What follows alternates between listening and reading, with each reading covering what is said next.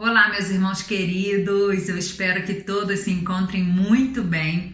Eu sou Carla, sou casada com o pastor William, somos missionários em Medellín, na Colômbia, já há 7 anos e trabalhamos com plantação e revitalização de igrejas.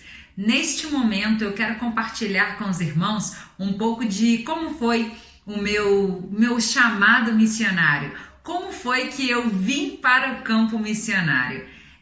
Eu me lembro de que quando eu ainda era criança, eu fazia parte de uma igreja que amava missões e que falava muito sobre missões durante todo o ano, não somente no período de campanha. Então, aquele universo onde se falava tanto de missões foi me envolvendo. E eu ainda criança, me lembro dos missionários que foram visitar a nossa igreja, dos testemunhos, das histórias deles de vitórias, mas também de muita tristeza e perseguição no campo missionário. E um momento, um casal de missionários foi à nossa igreja e enquanto o esposo falava para a igreja, a esposa foi falar para a gente, para as crianças no culto infantil. E aquilo foi muito especial, porque ela compartilhou conosco a experiência dela como missionária no campo missionário e ela falou na nossa linguagem para as crianças, de maneira que a gente pudesse entender aquilo que a gente ouvia falar durante as campanhas, mas agora a gente poderia conhecer a experiência de alguém que esteve ali no campo, que estava no campo missionário. E naquele momento eu me lembro que ela dizia que havia muitas crianças que ainda não conheciam sobre Jesus, não conheciam os heróis da nossa Bíblia, da nossa fé, e essas crianças não conheciam esses heróis, não conheciam Sansão, não conheciam o rei Davi, não conheciam a rainha Esther, não conheciam o apóstolo Paulo, Pedro e todos esses personagens que para nós são tão importantes porque são exemplo de fé. E aquelas crianças, e muitas crianças no mundo, não conheciam esses personagens. E aquilo falou muito forte ao meu coração, porque eu pensei, gente, como que alguém, como alguma criança como eu, pode ter uma infância que não conheça esses heróis, esses personagens, essas pessoas tão importantes? E ali eu fiquei com essa pulga atrás da orelha, não é possível que isso aconteça. E eu me coloquei no lugar dessas crianças que nunca tinham ouvido falar de Jesus, nunca tinham ouvido falar desses personagens da palavra de Deus. E eu senti tristeza por elas. E ali começou tudo.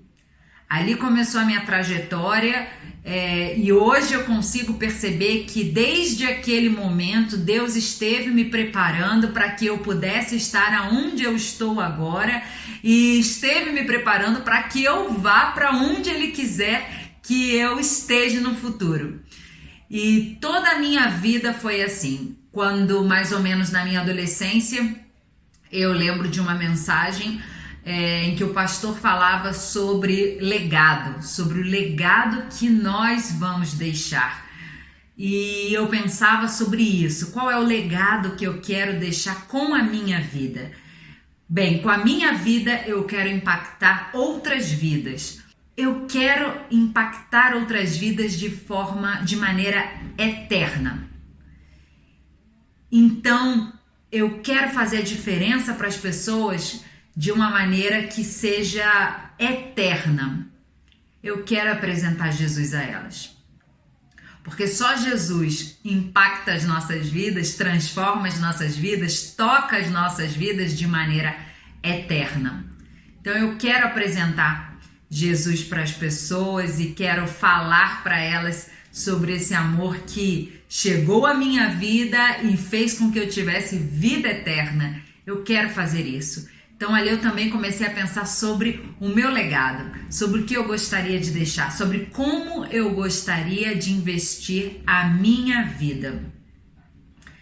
E com 17 anos eu disse sim ao Senhor e eu disse sim ao chamado que Ele me fez para ir ao campo missionário. E aqui estou, em Medellín, junto com meu esposo, cumprindo a missão do Senhor. Mas eu quero falar com vocês sobre algo interessante também, sobre uma vida para viver o poder de transformar. Já que a nossa campanha fala sobre viver o poder de transformar, eu quero falar para você sobre isso. Uma vida para viver o poder de transformar. E aí eu vou lá em 2 Timóteo capítulo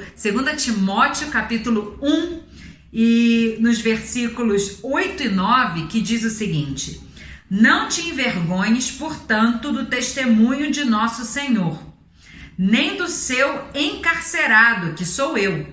Pelo contrário, participa comigo dos sofrimentos a favor do Evangelho, segundo o poder de Deus, que nos salvou e nos chamou com santa vocação, não segundo as nossas obras, mas conforme a sua própria determinação e graça que nos foi dada em Cristo Jesus antes dos tempos eternos. Então, segundo esses dois versículos, que são versículos também claves para a nossa campanha, versículos chaves para a campanha desse ano, a gente vai entender como viver uma vida que impacte outras vidas, uma vida que deixe um legado. E aqui no versículo 8 diz o seguinte: não te envergonhes, portanto, do testemunho de nosso Senhor. Então, primeira coisa para viver uma vida que deixe um legado, uma vida que viva o poder de transformar outras vidas, não te envergonhes do testemunho de Jesus Cristo. Não te envergonhes daquilo que o Senhor fez na tua vida. Usa esse testemunho para impactar outras vidas. Usa aquilo que o Senhor fez em ti para que você possa ser instrumento para transformar outras vidas. Simplesmente compartilhe aquilo do qual você já experimentou, tem vivido, tem sentido, essa perspectiva nova, eterna que você ha recebido, que você já recebeu. Compartilhe isso e não se envergonhe do que Cristo fez na sua vida. Outras pessoas também precisam experimentar aquilo que você experimenta. Não seja egoísta de não falar sobre Jesus por medo de sofrer alguma represália, alguma atitude hostil. Não faça isso. Compartilhe sobre aquilo que você tem vivido. Outra coisa também fala o seguinte: participa comigo dos sofrimentos a favor do Evangelho.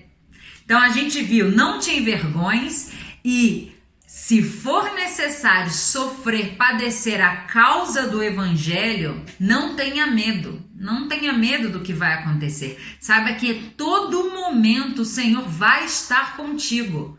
Em cada momento. E essa é a palavra de força e de esperança que o apóstolo Paulo está apresentando a Timóteo. Não tenha medo, porque o Senhor está contigo. Diz o seguinte, a favor do Evangelho, segundo o poder de Deus, porque não é o que nós fazemos, é o que o poder de Deus faz por meio de nós. A gente não tem noção disso. Muitas vezes a gente não faz algo porque a gente pensa no que aquilo pode produzir em contra de nós mesmos. Mas é aí que a gente se engana. A gente não pode deter a ação do Espírito Santo por causa de medo ou vergonha. A vida que vive o poder de transformar é aquela vida que somente permite que o Espírito Santo atue em todo e qualquer lugar, conforme ele deseja atuar. Diz também, a favor do Evangelho, segundo o poder de Deus, que nos salvou e nos chamou com santa vocação.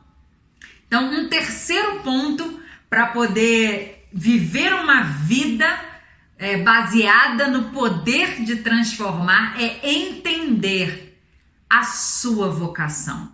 É entender que todos nós fomos chamados, fomos vocacionados para ser portadores da mensagem do Evangelho, da mensagem de salvação. Isso está para todo crente, aonde quer que esteja. falar sobre o amor de Deus. Essa é a chave para viver uma vida que pode transformar outras vidas, para viver uma vida que vai deixar um legado eterno. Reconheça a sua vocação. Reconheça que o Senhor te chamou para isso. Não te envergonhes do que o Senhor fez na sua vida, do teu testemunho, de como Ele te transformou. E não tenha medo de sofrer a causa do Evangelho. Sim? E uma última coisa, que fala muito sobre a minha vida pessoal.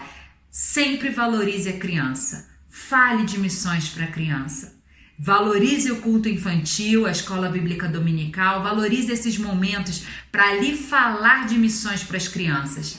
Essas crianças precisam crescer sendo preparadas por Deus para ir ao campo missionário. Que Deus abençoe. Foi um prazer poder falar com cada um de vocês.